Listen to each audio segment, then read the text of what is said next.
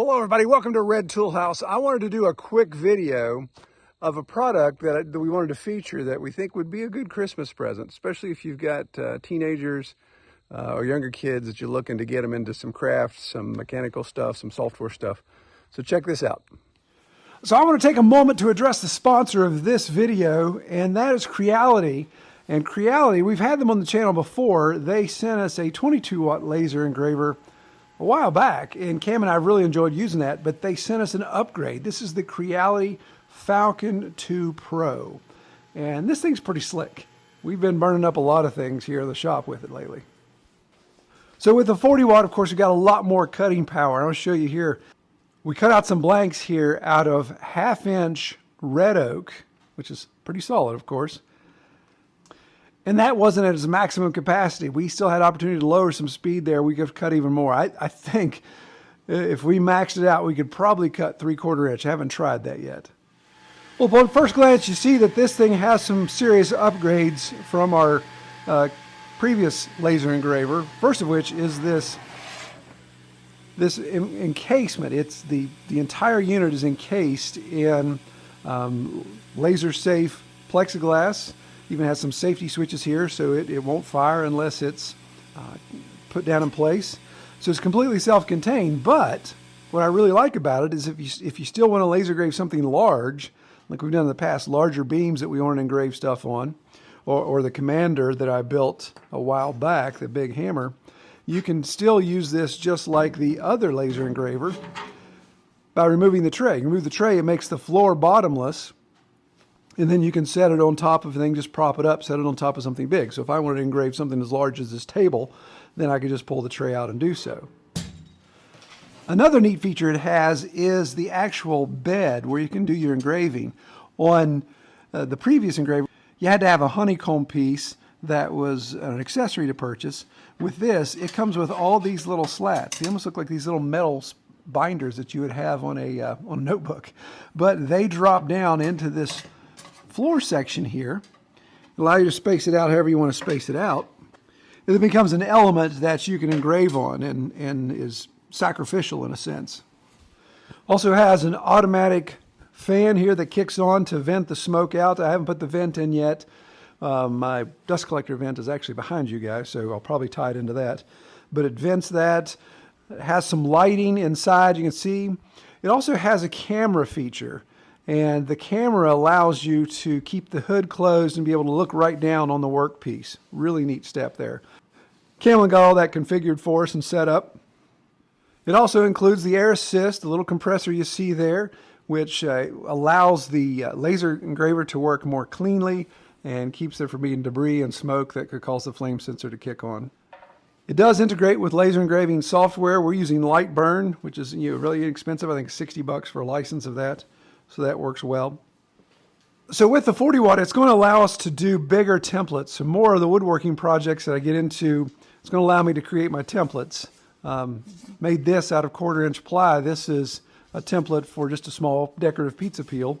And of course, cut that on the laser. That makes a super clean template that I can use to route and do the finished piece. With the laser engraver though, since we can go up to as much as 3/4 inch, that will allow me to open the door to a lot of other projects, maybe even get back into doing my floor medallions like I used to. Something that took a lot of labor and a lot of time and was tough to justify the price. But now with the laser engraver being able to cut out some really intricate things, we could be doing some really neat hardwood floor inlays. So right now I'm testing a Christmas ornament build. Been playing around with some red oak that we milled here from the property. And starting with just some blanks that I cut out in 1/2 inch thick red oak, able to cut out, and I love the burnished edge it gives. That's the laser engraver doing that. I'm not doing anything to create that black edge. And then playing around with the different finishes. So we've got shellac, and I went ahead and ran that one through, doing a little nativity scene there. The word became flesh. Kind of a cool little design. And that's shellac. This is polyurethane. We're going to test it. And then I've got a third one, which is my favorite. And that's Danish oil. So that's Danish oil. And what I've done is I've buffed them on my buffing wheel over here that I use for my tobacco pipes. and then also wax them. So a nice extra finish. Playing around with doing the finish first so that when I come back, if I was going to come back and put the finish in, I didn't want it to fill in my gaps and have that weird spot. So doing the laser engraving last. And that's what's neat about playing around with these machines, is just kind of the order of operations and just figuring out exactly how you want to do stuff. And then just taking it from there. So we're going to do the polyurethane one next. And I'm going to do this one without any protective masking tape just to see how it burns. I'd done the first one with protective tape and had to peel it all off. And that adds a little bit more time as you have to pick out in between all the little different letters there. What I've done is I've just created a little angle bracket in there, like a speed square out of thin material that I can use as a reference. That's another nice feature about having these little rails. I can put my angle parallel with that rail up against the corner. You can see there's a sacrificial piece of walnut over there just to keep it from getting over into the safety zone. And then it gives me a nice 90-degree corner to do a reference, especially with something round. And I've got the laser zeroed out there. That's its origin. So I can just keep dropping those in. And as you see, I've got the grain running parallel this way. So it just looks nicer. And that's going to take about 10 minutes to run at that power.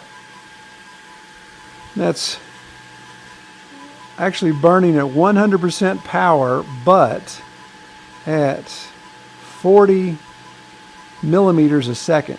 So that's scooting along pretty good. So playing back and forth with the speed and the intensity of the laser gives you a bunch of little different variables that you can see. You can see what we like more than the other. I'm not quite sure. If you do an ornament, should you do something on the back? Do you duplicate it on the back, or do you put something else on the back? I don't know. All right, so she's finished up. Let's see how she did on this one.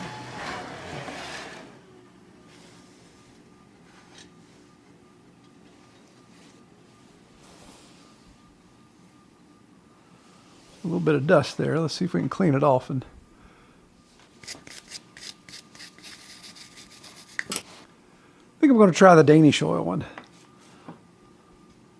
Do the exact same thing. No tape. All right, let's see how the Danish oil turned out.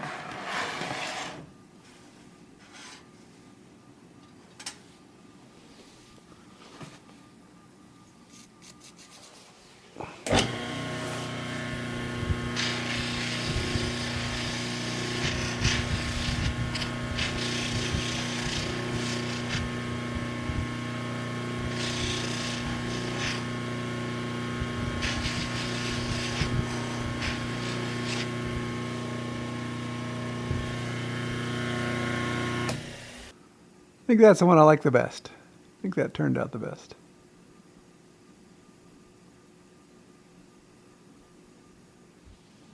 So if Cam and I perfect this the way we like it, we may put these on our web store if you guys would be interested in some Christmas themed ornaments. We'll see how it goes.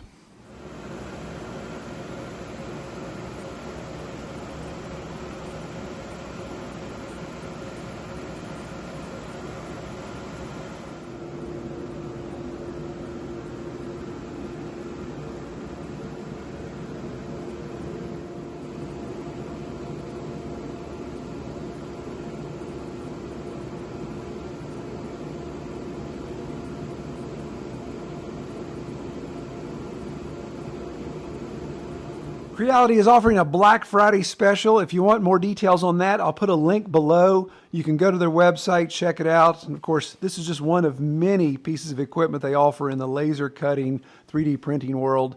And it's not directly tied to homesteading, but man, it really comes in handy down here in the workshop where Cam and I like to experiment with making different things. So be sure to check that out.